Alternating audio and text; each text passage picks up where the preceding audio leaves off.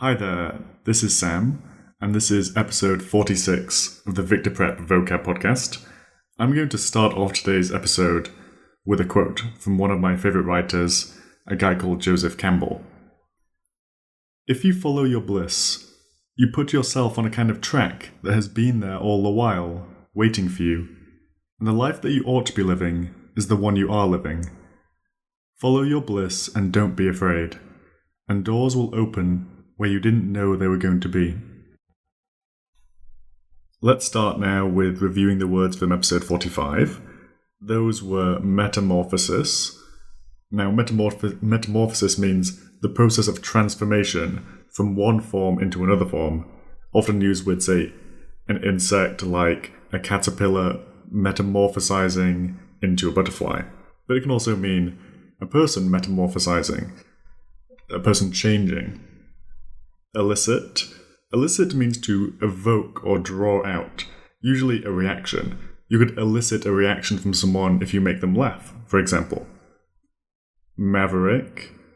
A maverick is an unorthodox or independent person, a person who's quite different or very individual.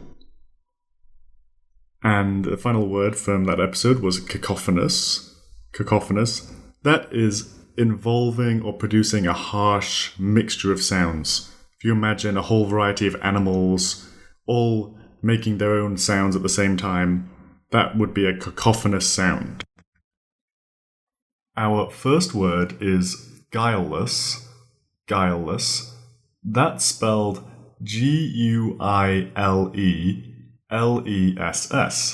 Guileless. Now, this is an adjective, and it means innocent or someone who wouldn't trick you or wouldn't deceive you. So if you imagine a child, especially younger children, you could definitely say that most young children are guileless. You can't imagine them being mischievous or playing a mean trick on you. I'm talking young children here. Obviously, older children are a different matter. Guileless might be easy to remember if you know what the word guile means. Guile means slyness or deviousness. So if guile means cunning or trickery, then guileless is to be without guile, so the opposite. So if you can remember guile, guileless is definitely a lot easier. So try and think of someone, maybe one of your friends is very sweet and innocent, you could say they would be guileless. Some synonyms are naive, open, simple, childlike, innocent, unsophisticated, trustful. Sometimes in writing, books you might read, guileless can almost be used as maybe a bit negative. Maybe there's a character who's a bit too trustworthy and gets tricked easily because they're so guileless. What's kind of interesting about the word guile is it's one of the few words that we've learned that don't have a Greek or Latin root. In fact, I think the root of guile is a little bit unknown, but seems like it might come from Old Norse. So that's quite an interesting thing. Our second word is bifurcate. Bifurcate.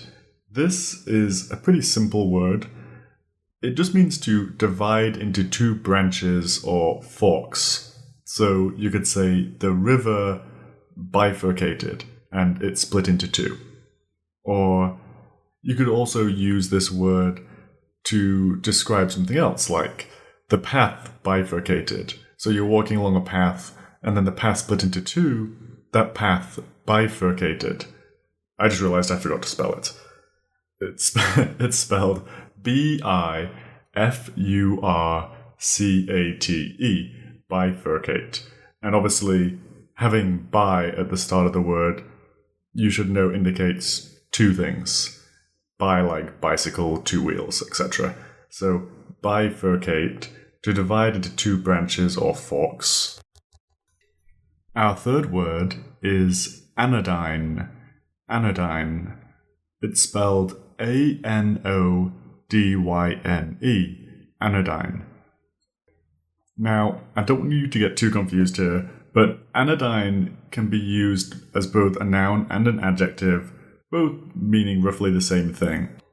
And anodyne means something that relieves pain or relieves distress.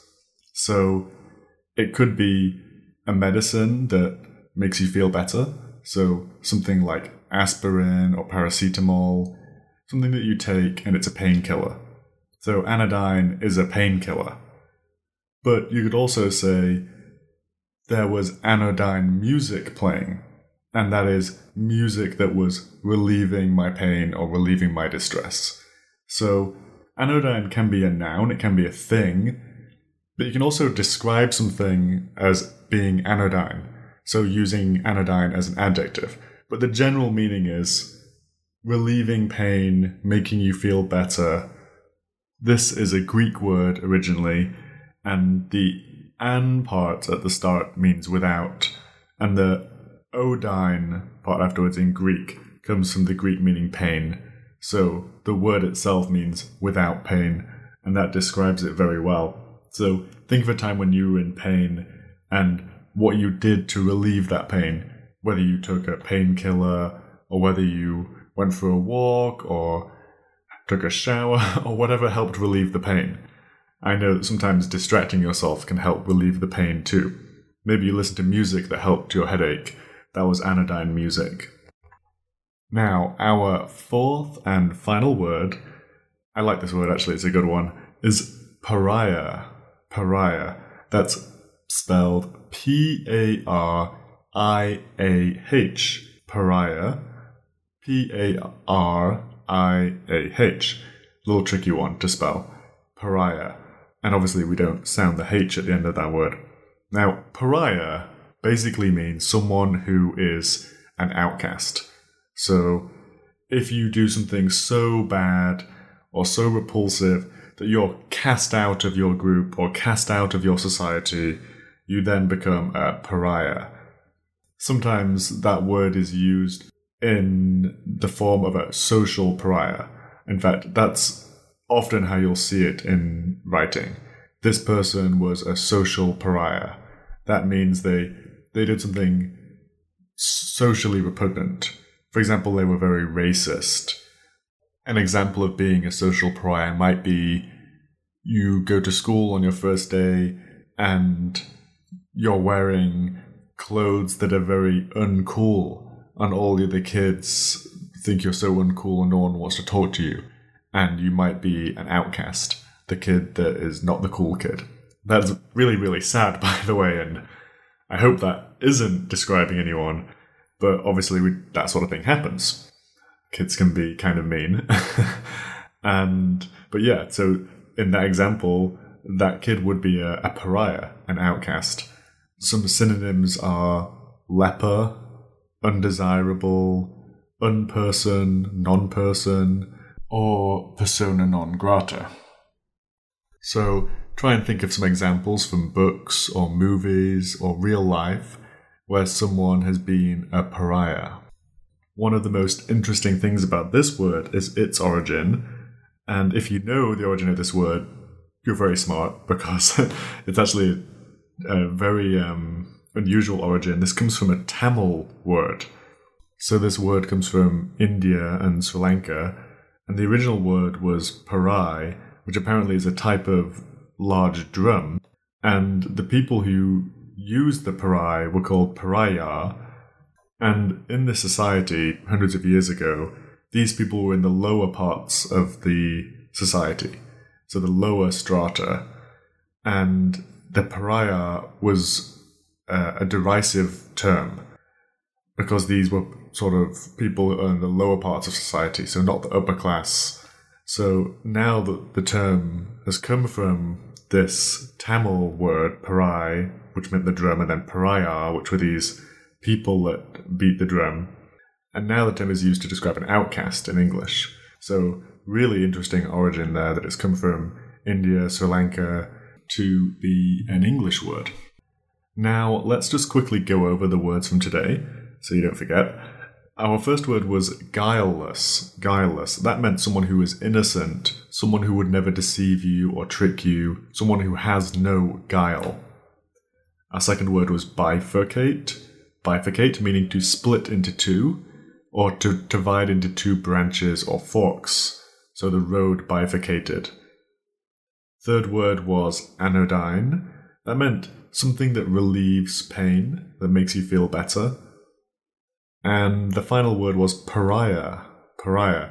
That meant an outcast. Someone who's been shunned by all the other people in their group or club or society. So now we're going to do our test sentences. And to all those new people, that just means I'm going to read some sentences that don't use the words from today, but that refer to them, and you have to guess which word I'm referring to. Jane had a terrible headache, so she put on some soothing background noise, apparently the sound of raindrops in the Amazon rainforest. After accidentally setting fire to the school's mascot, James was loathed and reviled by all of his fellow students. I have an extremely mischievous dog, called Bella, but when she was a puppy she had the sweetest, most innocent face. I wasn't sure if I should move to the US or not. I knew that this decision would create two radically different paths for my life. So, those were our words for today. They were guileless, bifurcate, anodyne, and pariah. I hope you remembered them all. And as always, I would say, don't just rely on this podcast.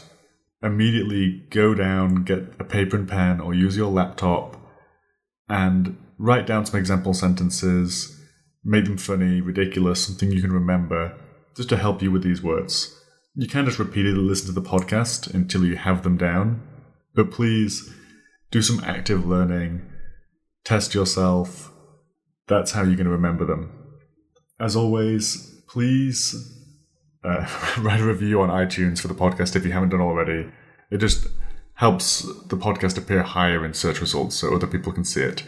And as always, email me your feedback and just to say hello to sam.fold@gmail.com. Thank you so much for listening. Bye-bye.